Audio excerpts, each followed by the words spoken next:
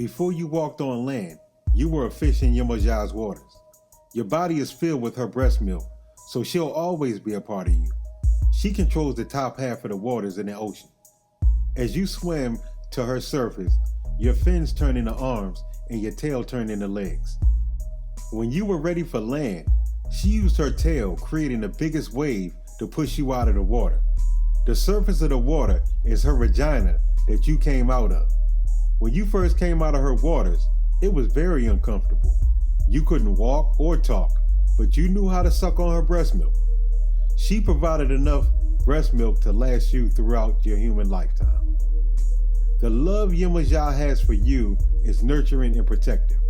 She used your birth mother as a vehicle to express her love to you.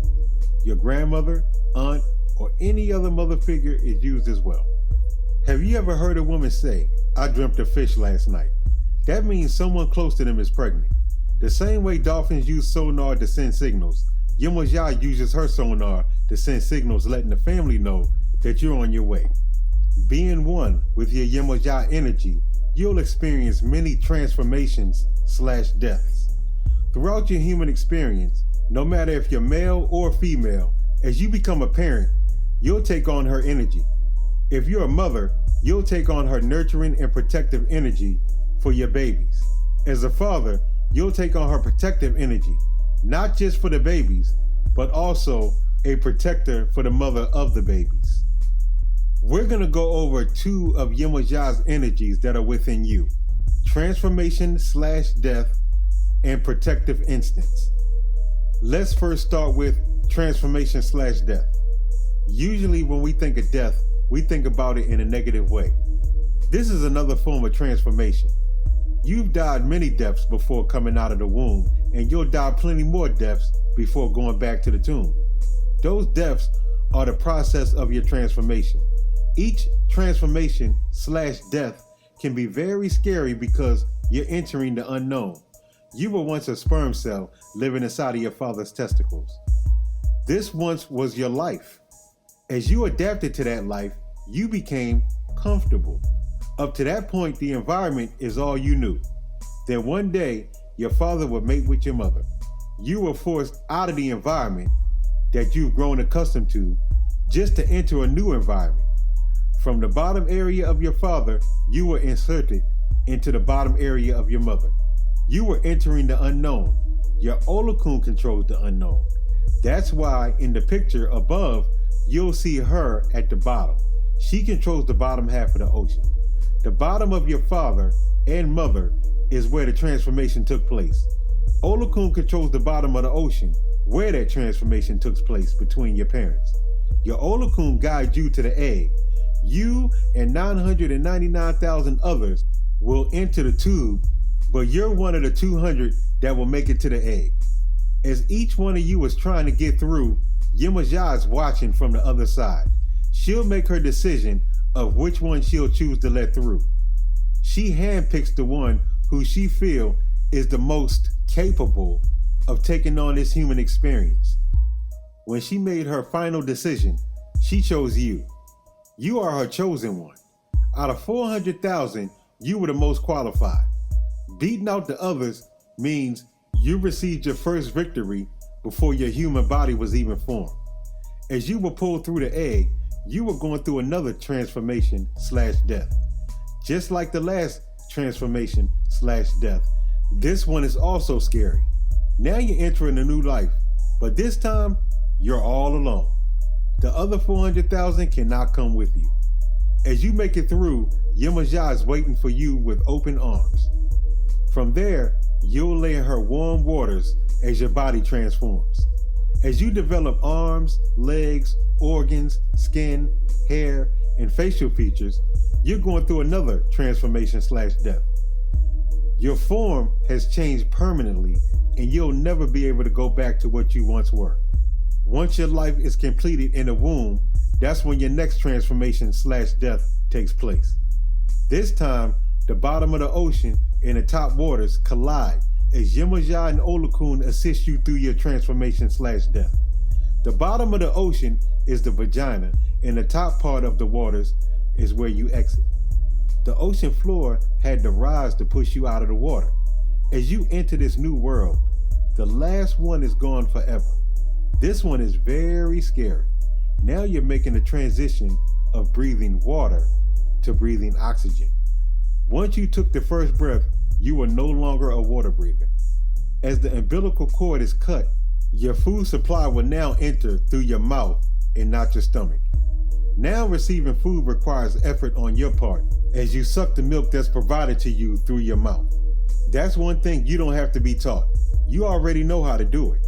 Your body is filled with 70% water, the same as the earth is 70% water.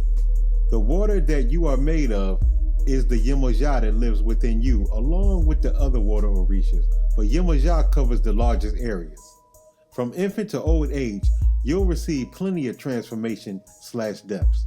Growth, aging, and maturity are some, just to name a few.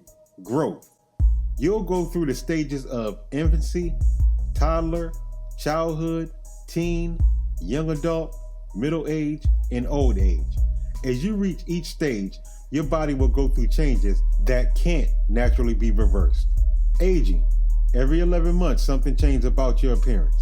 Our hair will start off as its natural color until our body can no longer produce chlorophyll.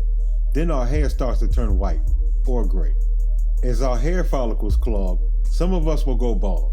Our skin will loosen as it takes on blemishes and wrinkles.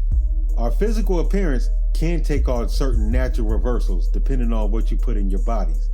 But there are certain reversals that we can never go back to. Maturity. From infancy to old age, we'll encounter many levels of consciousness as each one gets higher and higher. No matter how young some of us may try to act, as we become older, our levels of consciousness is instilled inside of us. As you take your last breath of air, as a human, you'll enter a transformation/death called the spiritual realm.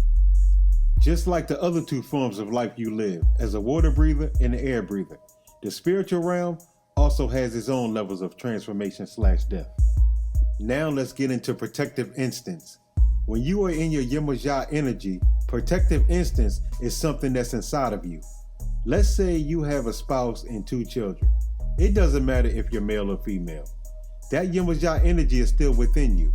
Let's go over some examples of the mother and father's protective instincts. We'll start off with the mother's side. A mother establishes a bond with her baby before birth. Their relationship starts when the baby is still in the womb. The father's relationship with the baby starts at birth. Now, back to our example. If you're a female, then picture yourself as the mother. If you're a male, then picture yourself as the husband. You have 2 children and a husband. Being one with your Yemoja energy, your first thoughts were survival before having children. You made sure you found a husband who was capable of taking care of his fatherly and husbandly duties. As the 2 of you had children, you took care of the nurturing of the babies. You made sure the babies were fed, diapers were changed, and you showered them with hugs and kisses. When they had nightmares in the middle of the night, you came to the rescue. You comfort them until they fall back to sleep. If an emergency occurred, you would make sure your babies eat, even if you don't eat. If anyone came to harm your babies, you would risk your life to save theirs. During times of intimacy with your husband, if your baby started crying, you would end the intimacy session and tend to your baby. Your husband wasn't happy, but in your Yemoja energy, your first thought was your baby. Now let's get into an example from the father side. If you're a male, then picture yourself as the father. If you're a female, then picture yourself as the wife. As a father in your Yemoja energy, you provide protection. You also provide protection through your Ogun and Shango energy as well. What separates her from Ogun and Shango is the protective energy that you have through her comes in the form of teaching. Some examples are teaching your daughter how to change a tire just in case she gets a flat. Showing your son how to unclog a garbage disposal by sticking the end of a broomstick in the drain and moving it around until it works again. Or teaching your wife how to use a gun just in case you're not around and an intruder breaks in. As a father in your Yemoja energy, you enjoy teaching your family how to survive just in case you're not around to do certain things. Every time you fix something around a house that's beneficial to your family, you feel heroic, like a hero that just saved the day. As a father in your Yemoja energy, you will get up and go to a job that you hate just to make sure your children and wife have the things that they need. Sometimes at night, when everyone is sleeping, you'll look around at your children, your wife, and your environment, then smile knowing that everyone is okay. In your Yemoja energy, your protective instincts is more about teaching than fighting.